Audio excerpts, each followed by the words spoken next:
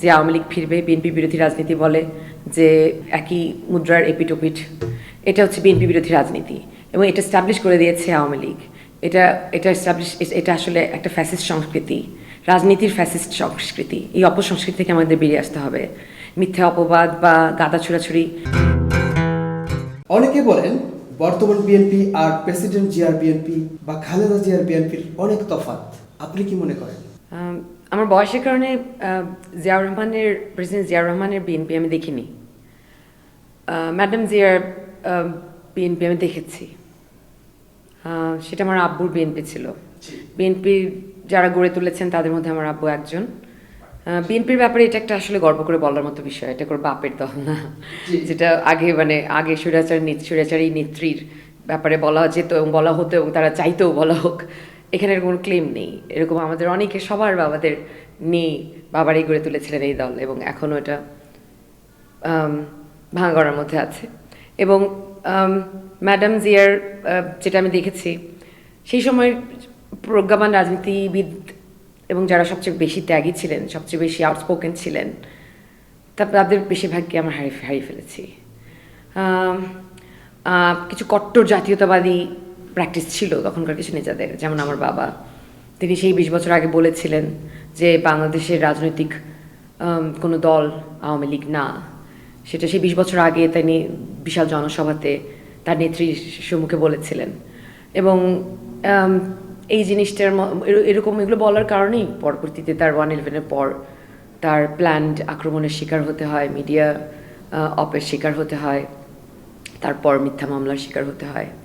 এগুলো নিয়ে আমি এখনও যেই মিডিয়াগুলো এগুলোতে সংশ্লিষ্ট ছিল তাদের কাছ থেকে কোনো অ্যাপোলজি পাইনি, জাস্ট বলে রাখলাম সাইডে। তো যাই হোক, ম্যাডাম জিয়ার বিএনপি আমি দেখেছি। এখনকার বিএনপিকে আমি খুব একটা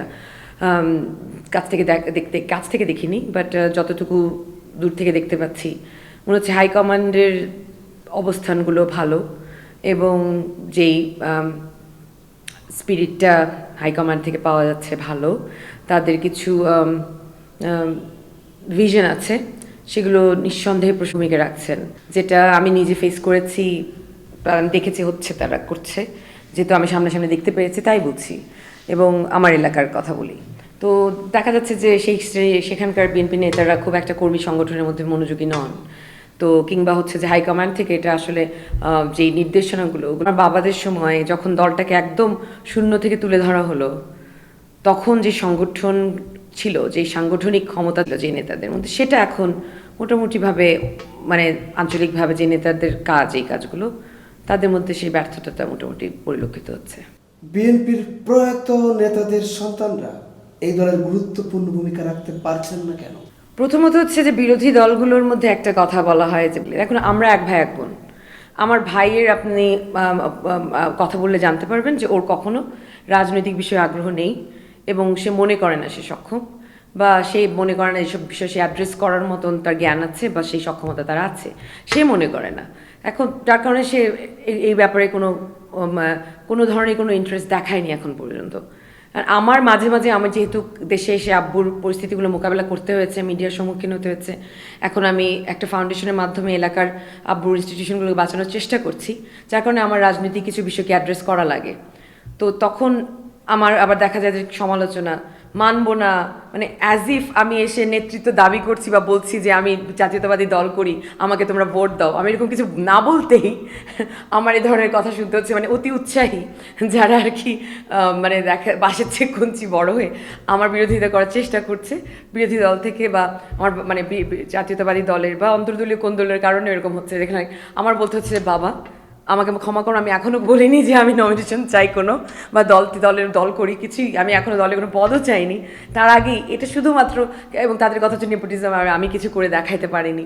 আমি দাবি করছি না আমি কিছু করে দেখাতে পেরেছি, সেদিকে যাওয়ার মতন আমাদের অবস্থা যায়নি।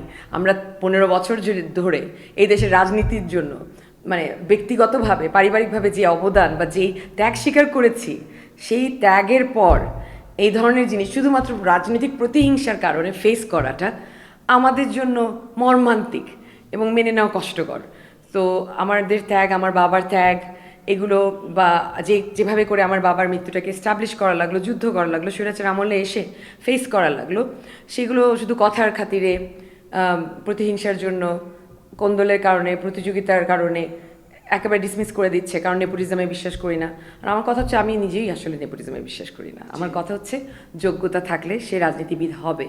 তার বাবাকে ছিল সেটা প্রাসঙ্গিক নয়, হয়তো বাবা থাকার কারণে সুবিধা।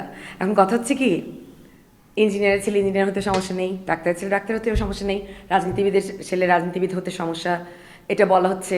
এখন কথা হচ্ছে যে আরেকটা মানে বিষয়টা হচ্ছে যে আমি যদি রাজনীতিক রাজনীতিতে যদি আমার জ্ঞানটা না থাকে, আমার যদি পটু না হই, তাহলে আমাকে তো কেউ গ্রহণ করে নিবে না, অটোমেটিকলি আমাকে ছুড়ে ফেলে দেওয়া হবে। তো তাহলে তো এখানে আর সেই প্রশ্নটা আসছে না তো। আর নেপোটিজম, যেটা আমি বললাম, নেপোটিজমে আমি বিশ্বাস করি না। যোগ্যতা দিয়ে আসবে, না হলে আসবে না। এরকম বিভিন্ন দেশেই তো এটা হচ্ছে। ইন্ডিয়াতে দেখুন, গান্ধী পরিবারকে দেখুন, যোগ্যতা থাকলে আসবে, নাহলে আসবে না। এখন আমাদের কি খুব একটা ইন্টারেস্ট আছে যে লাইফস্টাইল আমরা ফেলে এসেছি বিদেশে? আসলে এসেছি বাবার টানে, বাবার ডাকে, বাবা বলেছিলেন থাকতে, এবং দেশ ইনস্টিটিউশনগুলোর কাজ করার জন্য কাজ করতে হবে, এবং যেসব নোংরামো চলে, দুর্নীতি চলে, সেগুলোর বিরুদ্ধে আওয়াজ তুলতে হবে। কারণ আমার বাবার 50টা বছর দিয়েছেন জীবনের, সেটা বৃথা দিতে আমি দিতে পারি না।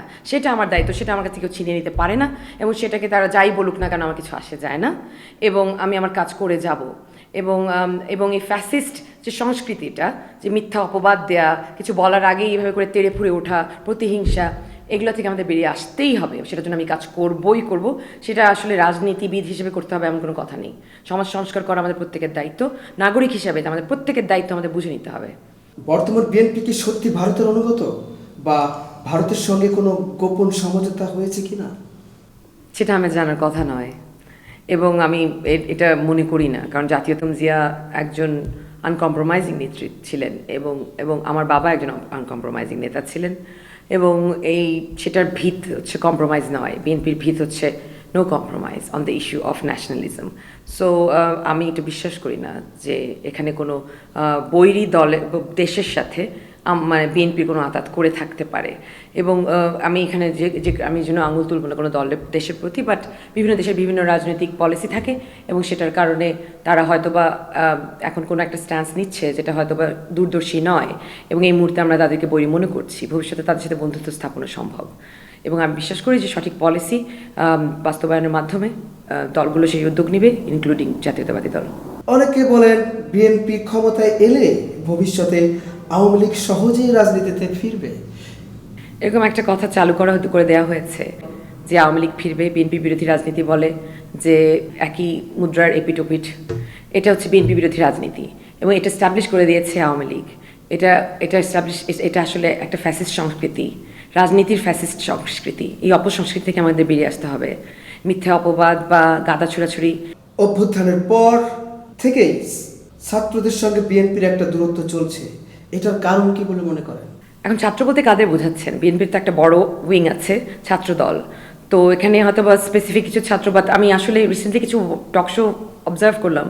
আমি ছাত্রদের মধ্যেই দেখলাম যে তারা আওয়াজ তুললো যে নতুন যে দলটি, তারা কেন যেই ছাত্র দলের নেতার মর্মান্তিক মৃত্যু হলো, শ্যামকে দেখতে বা শ্যামর পরিবারের যে জানাজাতে বা ওগুলোতে বোধহয় সামিল হয়নি, বা এরকম কিছু একটা অপবাদ ছিল। তো এরকম প্রশ্ন তোলা হয়েছে, তো এটা তো ছাত্ররাই তুলেছে। তো আমি বিশ্বাস করি না যে ছাত্ররাই একেবারে, মানে এটা এরকম জেনারেলাইজ করে বলে দেওয়া যায় না যে তাদের সাথে দূরত্ব সৃষ্টি হয়েছে। এখানে একটা জেনারেশন গ্যাপ থাকতে পারে, যার কারণে আমি বিএনপিকে বারবার বলি যে আপনারা ইয়াং নেতৃত্বকে, আপনাদের নিজেদের দলের যে ছাত্রদেরকে এবং যেই যুব সমাজ এবং ইয়াং নেতৃত্ব, তাদেরকে একটু এগিয়ে আসতে দিন। তাহলে হবে কি, বাস্তবতার সাথে এবং কারেন্ট যে সমসাময়িক প্রবলেম এবং জেনারেশনের যে ভাবধারা, চিন্তাধারা, সেগুলোর সাথে মানে খাপ খাইয়ে চলতে সুবিধা হবে, এবং জেনারেশন গ্যাপের কারণে যে আন্ডারস্ট্যান্ডিং বা কমিউনিকেশন গ্যাপ সৃষ্টি হচ্ছে, সেগুলো সরে যাবে। সো আমি আবারও আহ্বান করব জাতীয়তাবাদী দলকে, তরুণ নেতৃত্বকে একটু প্রাধান্য দিতে এবং স্থান করে দিতে। মরহুম হারিস চৌধুরীর কন্যা হিসেবে আপনি কি দলে কোনো মূল্যায়ন পাচ্ছেন?